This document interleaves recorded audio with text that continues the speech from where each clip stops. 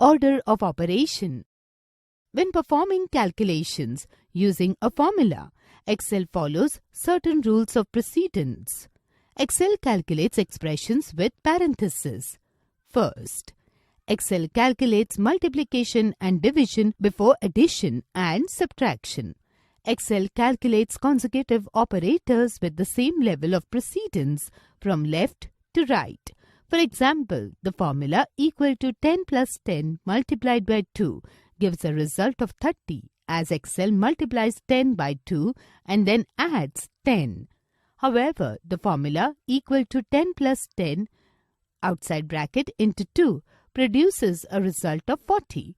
This is because Excel calculates the expression 10 plus 2 within the parenthesis first. It then multiplies by 2. If you're unsure of the order in which Excel calculates, use parentheses even if the parentheses aren't necessary. Parentheses also make your formulas easier to read.